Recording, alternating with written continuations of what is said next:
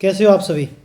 देखिए, हमने जो जनसंख्या का पहला टॉपिक कर लिया है और अभी दूसरा जो हमारा वीडियो है, ये पहला वीडियो हमने किया है जिसमें मैंने ये सब बातें की है जो कि हमने जाना कि राजस्थान की जनगणना कितनी है, किस प्रकार से 10 वर्षों में की जाती है, कब शुरुआत हुई 1872 में, किसने की, इसके बारे में बातें की, कितना परसेंट है, ये हमारे पहले वीडियो में है, कब से शुरुआत हुई इसकी।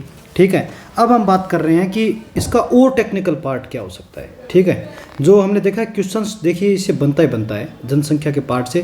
फिर मैंने एक क्वेश्चन पूछे थे पहले वीडियो में। अब हम दूसरी वीडियो शुरू करने जा रहे हैं पार्ट 2। तो पार्ट 2 में क्या रहेगा कि मैंने थोड़ा सा चीज़ों को क्या आसान बनाने के लिए मैप का यूज़ किया है। मैप वो चीज़ है जिससे हमें कनेक्टिविटी से चीज़ें याद रहती है और हमें याद रखने के लिए मैप का उपयोग करना ही चाहिए। तो हम देख लेते हैं कि इस वीडियो में हम क्या कर रहे हैं। ठीक है, तो शुरुआत करते हैं, इसी के साथ शुरू करते हैं। देखिए, जनसंख्या वितरण देखते हैं पहले राजस्थान में कि जनसंख्या क्या पूरे राजस्थान में एक जैसी है क्या। ठीक है, ये देखते हैं कि पूरे राजस्थान में जनसंख्या एक जैसी है क्या, ये देख लेते हैं।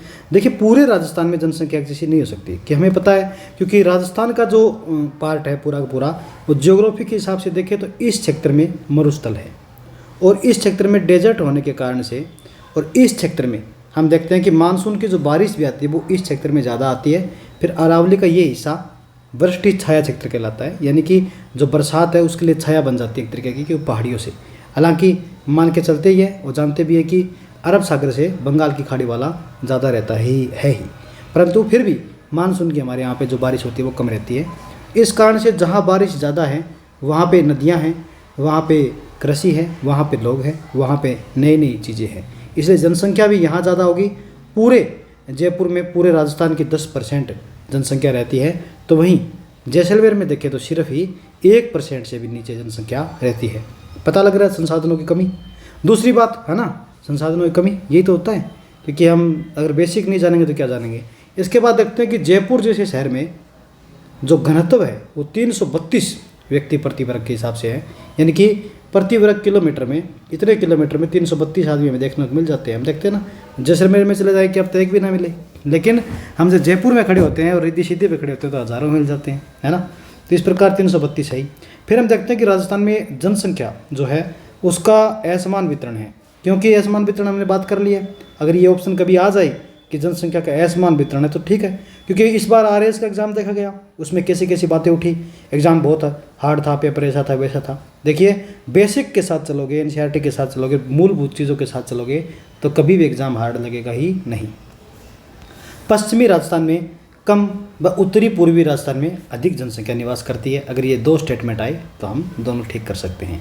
इसके बाद बात करते हैं अकेले जयपुर में 10%, 1% से भी कम जैसलमेर में। फिर बात करते हैं मरुस्थलीय जो प्रदेश है वो 61% भूभाग पर 40% जनसंख्या रहती है।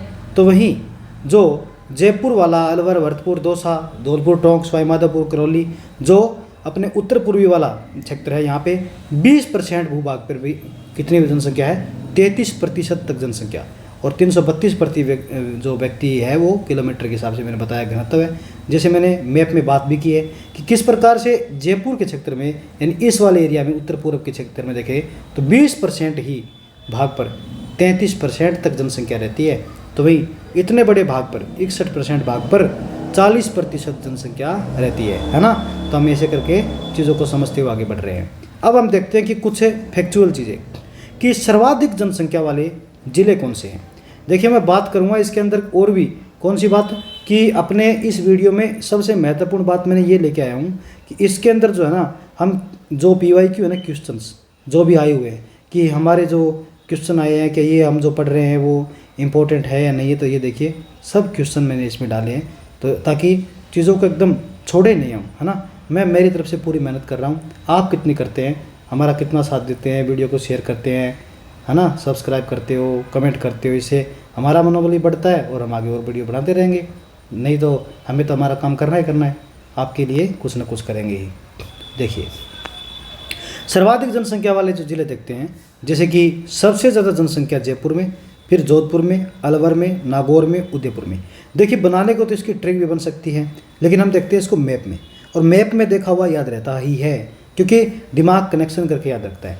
तो पहला हम बात करेंगे जयपुर की, फिर जयपुर से डायरेक्ट हम चलेंगे जोधपुर में, यानी कि दो नाम, 1 2, जयपुर जोधपुर, जयपुर जोधपुर, ऐसे याद रखेंगे, जयपुर जोधपुर।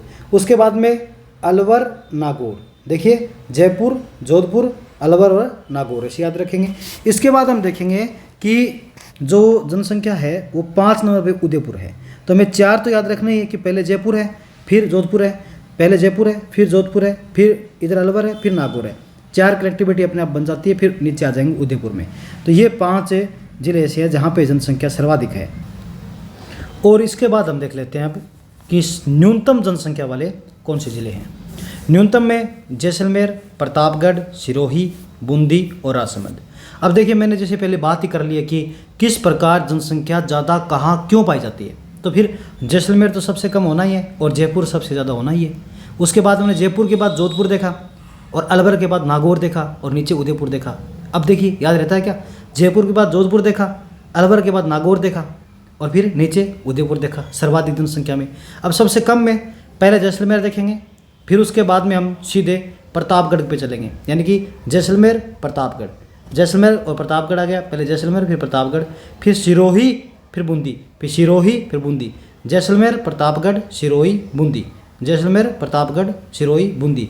ऐसे हम चारों को याद रखेंगे। एक यहाँ पे एक है, 2 यहाँ पे हैं, 3 यहाँ पे हैं, 4 यहाँ पे। तो हमें याद रहेगा कि चारों इस प्रकार से मैप में बसा हुआ है।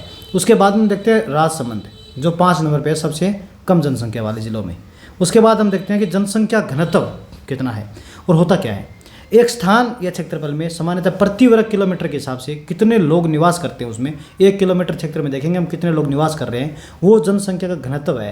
यानी कि 1 किलोमीटर में कितने लोग हमें देखे जाने को मिल रहे हैं, वहाँ पे रहते हैं, वहाँ पे कुछ कर रहे हैं, तो वो है जनसंख्या का घनत्व। और राजस्थान का जनसंख्या घनत्व नॉर्मली देखें तो हम कितना है, 200 है, जो अमूमन एग्जाम पेपर में छपता ही है। इसके बाद हमने देखा कि सर्वाधिक जनसंख्या जो घनत्व है वो 595 है। कितना है, जयपुर का 595 है। इसके बाद हम बात करते हैं सबसे कम जनसंख्या घनत्व जो है वो जैसलमेर का है। कहाँ का है, जैसलमेर का। जैसे हमें पता ही है, हमने बात कर ली कि जैसलमेर तो एक टेरेन भाग है जहाँ पे क्या है, मरुस्थल है, तो वहाँ पे जनसंख्या वैसे भी कमी होगी। तो इसके साथ ही मैं एक बात और कर लेता हूँ, थोड़ा एडिट करेंगे हम, कि जो ये वाला पार्ट है उत्तरी पूर्वी, जहाँ पे मैंने बात की थी कि जनसंख्या यहाँ का जो घनत्व 332 है, यानी कि उत्तरी पूर्वी राजस्थान का। लेकिन जो जयपुर का घनत्व है वो हमने देखा कि कितना है, 595। आपको याद रखना है, ये भी इम्पोर्टेंट बात है, क्योंकि हमने देखा कि जैसलमेर वाले क्षेत्र में जनसंख्या कम है, तो वही जयपुर वाले क्षेत्र में जनसंख्या ज़्यादा है। और यहाँ के जो ज़िले हैं वहाँ पे जो घनत्व है वो हमने देखा कि 300 कितना है, आपने अभी देखा है 332। तो वही जयपुर का कितना है, 596 या 95 या 95। आपको याद रखना है, एकदम एग्जुकेट है ना, एक्यूरेट आंकड़ा, ठीक है। सबसे कम जनसंख्या घनत्व जैसलमेर का है। भारत में जनसंख्या घनत्व देखें तो 382 है और राजस्थान का 200 है। तो ये स्टेटमेंट बनते हैं कि राजस्थान का जनसंख्या घनत्व भारत से कम है। हाँ कम है, क्योंकि हमारा तो कितना है, 200 ही है। तो भाई इंडिया कितना है, 382 है। तो ये भी तो आ सकता है ना कि राजस्थान के जनसंख्या घनत्व से उत्तरी पूर्वी राजस्थान का जनसंख्या घनत्व ज़्यादा है। हाँ 332 है। राजस्थान के जनसंख्या घनत्व से जयपुर का जनसंख्या घनत्व ज़्यादा है। हाँ ज़्यादा है, क्योंकि 595 है। तो हमें ऐसे करके भी याद रखना चाहिए, चीज़ों को आसान बना के याद रखना होता है। भारत में सर्वाधिक व न्यूनतम देखें तो सर्वाधिक जो जनसंख्या जो देखी जा रही है वो बिहार के क्षेत्र में है, क्षेत्र देख रहे हैं हम। दूसरा हम देखें कि न्यूनतम में तो अरुणाचल प्रदेश वाले में, ठीक है। उसके बाद हम देखते हैं सर्वाधिक जनसंख्या घनत्व वाले जिले कौन से हैं। तो सर्वाधिक जनसंख्या घनत्व क्या बिहार में है क्या, आप देखोगे। और यूपी में क्या है फिर ये बताओ, जनसंख्या घनत्व हम देखते हैं बिहार में है, तो यूपी में क्या है, जनसंख्या ज़्यादा है या फिर घनत्व ज़्यादा है, ये आप बताओगे। सर्वाधिक जनसंख्या घनत्व वाले जिले कौन से हैं, हमारे यहाँ पे सर्वाधिक जनसंख्या घनत्व के जिले जो है वो पहला पड़ता है जयपुर और फिर पड़ता है भरतपुर। तो जयपुर भरतपुर, देखो जयपुर भरतपुर। उसके बाद में जो पड़ता है 3 नंबर पे दौसा, दौसा जो है वो जयपुर के पूर्वी क्षेत्र में ही है। और फिर 4 नंबर पड़ता है अलवर। तो देखिए, तो अलवर है वो यहाँ पे।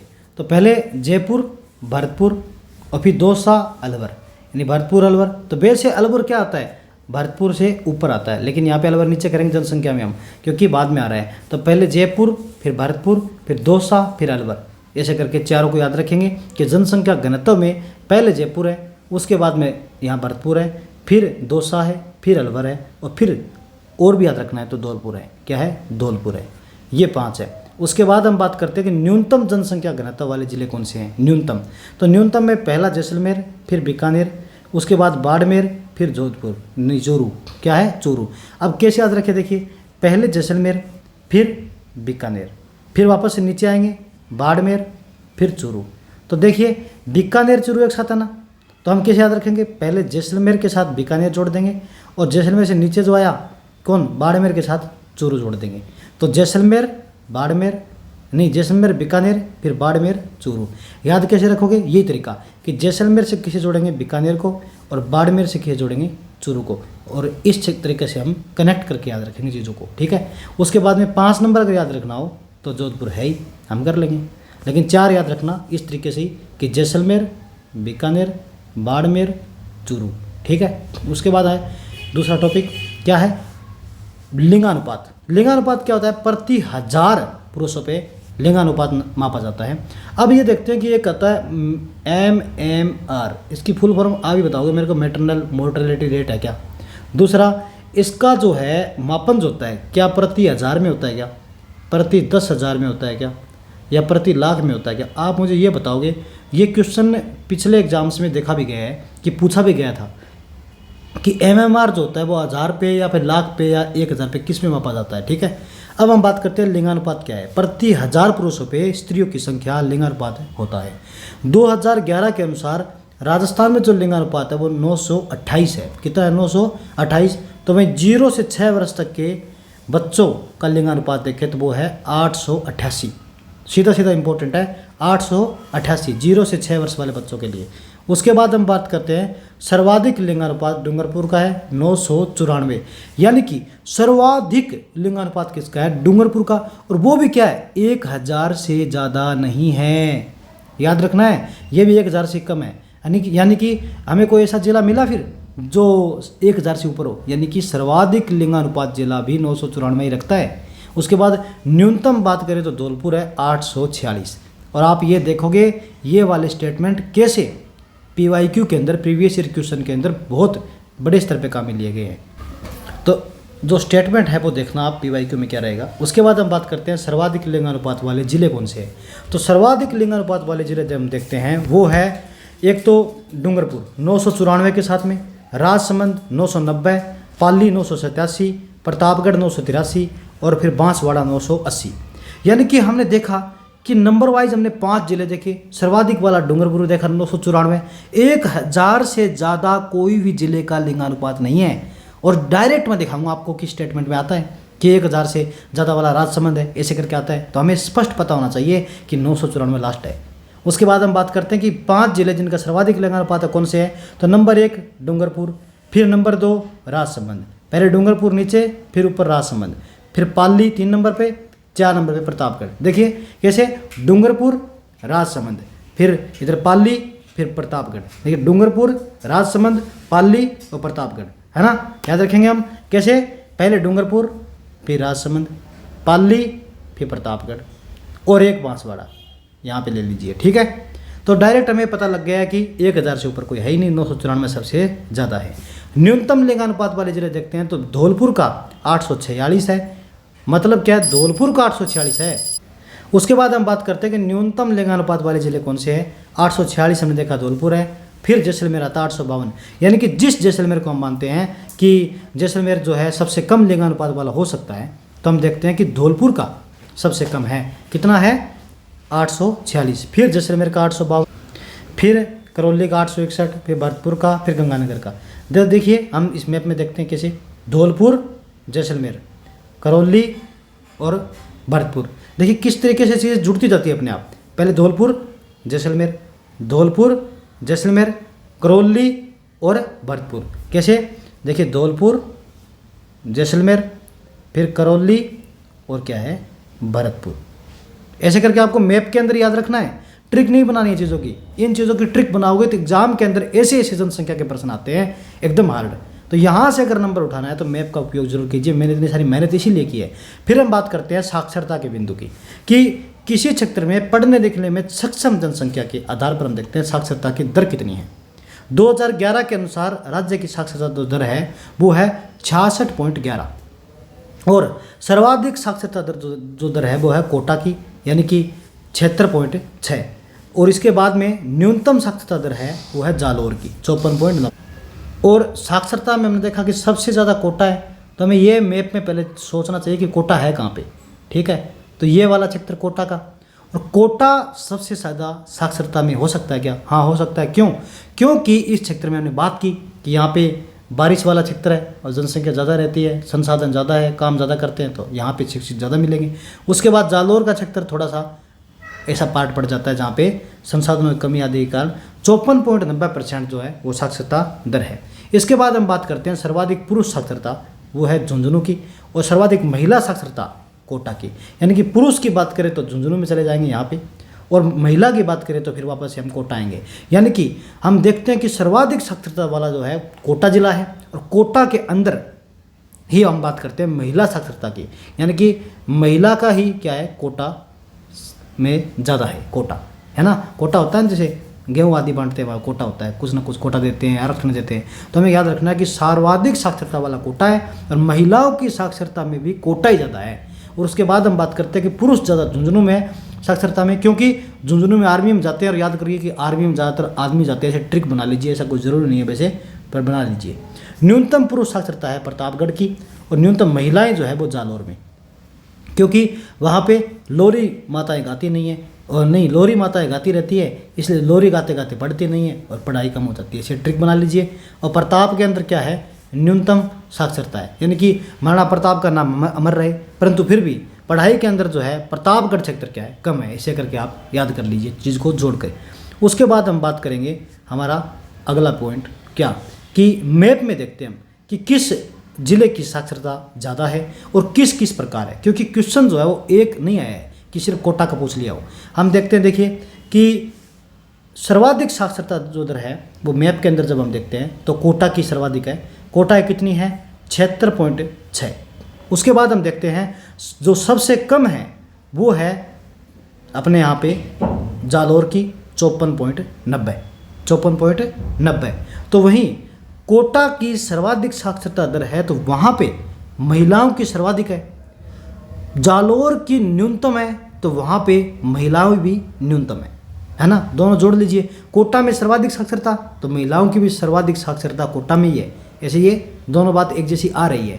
दूसरी बात, जालोर में भी न्यूनतम है साक्षरता दर, तो वहीं जालोर के अंदर महिलाओं की भी साक्षरता दर न्यूनतम ही है ना। दोनों चीज़ एक साथ जुड़ के आ गई, हमें याद रखने में दिक्कत नहीं आएगी। उसके बाद हम बात करते हैं कि सर्वाधिक पुरुषों की जो साक्षरता दर है वो झुंझुनू में ज़्यादा है, तो वहीं न्यूनतम पुरुषों की जो है साक्षरता दर वो कहाँ पे है, प्रतापगढ़ में। इसके बाद हम देखते हैं कि कौन कौन से जिले नंबर वाइज साक्षरता दर में आगे है। तो सर्वाधिक हम देख रहे हैं, सर्वाधिक साक्षरता वाले जिला तो कौन सा है, कोटा, जयपुर, झुंझुनू, सीकर, अलवर। तो हम इसको कैसे याद रखें, देखिए इसकी भी एक ट्रिक है, मैं आपको दिखा देता हूँ कैसे। तो इस ट्रिक में हम मैप में देखें कि मैप के बिना तो सब कुछ क्या है, अधूरा है। तो देखिए मैप में हम देखते हैं कि कैसे कैसे हम चीज़ों को याद रख सकते हैं। मैप जो है इसके लिए रामबाण है, रामबाण आपको दिखाऊंगा अभी, रामबाण है एकदम। कैसे, देखिए ये आएगा क्वेश्चन के अंदर, देखिए पेपर क्या आएगा, ये से आएगा एकदम, हम लिख कर देते हैं पेपर को। देखिए तो यहाँ हम कोटा से शुरुआत करेंगे कि कोटा की सर्वाधिक साक्षरता दर है, उसके बाद में जयपुर की सेकेंड नंबर पे, फिर झुंझुनू की 3 नंबर पे, तो नंबर वाइज चलेंगे ऐसे हम। उसके बाद हम बात करेंगे सीकर की, तो सीकर क्या है, यहाँ पे है, ठीक है। तो हम जब जाते हैं तो सीकर को छोड़ जाते हैं और आते वक्त दोबारा देखते हैं कि सीकर तो रह गया था। तो नंबर 1 पे कोटा, 2 पे जयपुर, 3 पे झुंझुनू और फिर 4 पे सीकर है। उसके बाद हम बात करेंगे कि न्यूनतम साक्षरता जो दर वाले ज़िले हैं उनमें हम देखते हैं कौन से हैं न्यूनतम में। तो न्यूनतम में जो है हम देख लेते हैं कौन से हैं न्यूनतम में। थोड़ा मैप क्या है, चलती वीडियो में जल्दी बनाऊंगा मैं, ये लो। तो हम न्यूनतम में देखते हैं जालोर सबसे कम है, लेकिन जालोर के बाद हम देखते हैं तो सिरोही है, क्या है, सिरोही। और 3 नंबर पे प्रतापगढ़ है, और उसके बाद बांसवाड़ा जो है वो आता है। यानी कि सबसे कम जालोर में, फिर सिरोही में, फिर प्रतापगढ़ में, फिर बांसवाड़ा में। तो याद रखेंगे पहले जालोर, फिर सिरोही, फिर प्रतापगढ़, फिर बांसवाड़ा, नंबर वाइज है ना। जालोर, सिरोही, देखिए जालोर, सिरोही, प्रतापगढ़ और बांसवाड़ा, ऐसे ही तो है ये। इसके अंदर क्या न्यूनतम साक्षरता है, पता भी लग रहा है ये क्षेत्र के हमने बारे में बात भी कर ली है। सर्वाधिक महिला साक्षरता वाले 5 जिले देखें तो महिला में सर्वाधिक कौन सा है, तो कोटा है, जयपुर है, झुंझुनू है। वही तरीका सारा का सारा 3 तक तो जैसे हम चलेंगे कोटा, जयपुर और झुंझुनू की तरफ। और उसके बाद में हम देखते हैं कि श्री गंगानगर और सीकर, यानी कि गंगानगर पहले जाता है महिलाओं में और फिर सीकर आता है। न्यूनतम में देखते हैं तो जालोर के बाद सिरोही ना आकर के पहले ऊपर वाला जिला आएगा जैसलमेर, फिर सिरोही, फिर बाड़मेर, फिर प्रतापगढ़, यानी कि पहले जालोर फिर जैसलमेर, उसके बाद में सिरोही और फिर बाड़मेर, ऐसे। तो यानी कि पहले हमने जालोर लिया, फिर जैसलमेर लिया, फिर उसके बाद हमने क्या लिया, सिरोही लिया, फिर बाड़मेर ले लिया। क्यों ले लिया, क्योंकि हमें जालोर से बात करनी थी तो थोड़ी दूर कर ली जैसलमेर तक, और जब सिरोही से बात करेंगे तो करेंगे बाड़मेर तक। आपको मैप तो याद रखना ही चाहिए, ठीक है, मैप के बिना कुछ नहीं। उसके बाद में बात करते हैं सर्वाधिक पुरुष साक्षरता। तो हमने अभी बात की थी कि कैसे कोटा से शुरुआत करके हम ऊपर गए थे, कोटा, जयपुर, झुंझुनू और सीकर की बात की थी। लेकिन क्या हुआ है कि जब हम पुरुषों की बात कर रहे हैं तो झुंझुनू प्रथम आ जाता है ना। झुंझुनू यहाँ से शुरुआत करेंगे, झुंझुनू से, फिर वापस वही सिस्टम है, कोटा, जयपुर और सीकर। मैंने बात की भी थी कि पुरुष जो है वो ज़्यादा साक्षर कहाँ पे है, झुंझुनू में, यानी कि शुरुआत पुरुषों से करेंगे झुंझुनू से, फिर वही पार्ट है कोटा का, जैसलमेर का और सीकर का, वही तरीके से, है ना। उसके बाद हम बात करते हैं न्यूनतम वाला, बात करें तो पहले प्रतापगढ़ आएगा यहाँ पे, पहले प्रतापगढ़, फिर नीचे प्रतापगढ़ के बांसवाड़ा, फिर सिरोही, फिर जालोर, उल्टा देखिए, फिर सिरोही, फिर जालोर, है ना। तो इधर वाला तो सेम वैसा के वैसा ही है जैसे हमने बात की थी ऊपर पीवी, है ना। लेकिन ये क्या रहा, यहाँ पे बात की ना पीवी है, देखो क्यों न्यूनतम साक्षरता में पीवी है इधर वाला तो। लेकिन यहाँ पे थोड़ा चेंज हुआ, क्या हुआ चेंज देखिए, यहाँ पे क्या हुआ है, पुरुषों में न्यूनतम देखें तो पहले प्रतापगढ़ आया, फिर बांसवाड़ा आया, फिर सिरोही आया, फिर जालोर आया। तो मैप को आपको आराम से बार बार अगर भरते रहोगे तो चीज़ें याद भी रहेगी ही। फिर हम बात करते हैं ग्रामीण और नगरीय जनसंख्या की। राज्य में शहरी आबादी जो है वो 25% ही है, तो वे 75% तक राज्य के जो लोग हैं वो गाँव में रहते हैं। उसके बाद सर्वाधिक नगरीय जनसंख्या कोटा की है, नगरीय, न्यूनतम नगरीय डूंगरपुर की है, सर्वाधिक ग्रामीण जो देखें तो जयपुर की है, और न्यूनतम ग्रामीण जैसलमेर की है। और मैप के अंदर हम देखें तो ऐसे देख लेते हैं कि सर्वाधिक कोटा में क्या है, नगरीय, है ना। उसके बाद न्यूनतम नगरीय यहाँ पे डूंगरपुर में है। उसके बाद में ग्रामीण बात करें तो जयपुर में सर्वाधिक है, तो भाई न्यूनतम जो है वो जैसलमेर में ग्रामीण लोग रहते हैं। देखने में से लगता है कि सर्वाधिक ग्रामीण कहाँ रहने चाहिए, जैसलमेर में, पर सर्वाधिक रहते कहाँ पे, जयपुर में। क्योंकि आपने सुना भी होगा नए जिले बनाए गए तो उसमें आया था ना कौन सा, जयपुर ग्रामीण, है ना। ये देखें मैंने थोड़ा सा बनाया है, थोड़ा पाई चार्ट की तरह, कि 75% जनसंख्या गाँव में और 25% नगरों में। थोड़ी पीछे की आवाज़ आदि आ रही है तो मैं थोड़ा आपसे माफ़ी चाहूँगा, क्योंकि मैं आज घर पे हूँ, तो घर पे थोड़ा सा इसी प्रकार मेरे को वीडियो बनाना पड़ता है और माइक में थोड़ी प्रॉब्लम है। उसके बाद हमने बात की कि सर्वाधिक देखिए जयपुर में है ग्रामीण, तो न्यूनतम ग्रामीण जैसलमेर में है। फिर हमने बात की कि सर्वाधिक नगरीय कोटा में है, तो न्यूनतम नगरीय कहाँ है, डूंगरपुर में, है ना। ये देखिए एक साथ ये ना ऐसे, तो पहले जो ऊपर है वो ऊपर है, जो नीचे है वो नीचे है, जो इधर है वो वर्षा की तरफ है, वहाँ पे ग्रामीण ज़्यादा है, क्योंकि गाँव में लोग यहाँ तो खेती बाड़ी ज़्यादा करेंगे, तो यहाँ फर्स्ट है। तो इसके बाद में ये न्यूनतम है जैसलमेर वाला। फिर हम बात करते हैं धार्मिक जनगणना की। धार्मिक में हिंदू जो है ज़्यादातर जयपुर में है, मुस्लिम भी जयपुर में 9%, फिर बाद में सिख आते हैं गंगानगर में, जैन ज़्यादा जयपुर में ही है, ईसाई जो है बांसवाड़ा में, और बौद्ध अलवर में रहते हैं। आपको ये याद रखना चाहिए। जैनों के बारे में आपने देखा भी होगा, जयपुर में ज़्यादातर जैनों की चीज़ें होती रहती है, ठीक है। अनुसूचित जाति और जनजाति का जो वीडियो है हम तीसरे पार्ट में ले आएंगे। हालांकि जो मोस्ट इंपॉर्टेंट चीज़ें मैंने इस वीडियो में बताई थी वो रह गई है, तो हम इसको कर लेंगे। कौन सी वाली, ये वाला पार्ट जिसमें हम क्वेश्चन करेंगे बहुत अच्छे से। और क्वेश्चन देखो आप, ये क्वेश्चन आया हुआ है, पहले मैं कर ही देता हूँ, इस क्वेश्चन को पहले कर लेते हैं, ठीक है। ये आया था 2022 में फॉरेस्ट गार्ड में। क्वेश्चन क्या है, ध्यान से देखिए आप, कि 2011 की जो जनगणना है उसके अनुसार बताना है कि लिंगानुपात में क्या सही है। तो 2011 में राजस्थान में लिंगानुपात राष्ट्रीय औसत से कम था, अपने भारत से कम था, इसे पूछा है।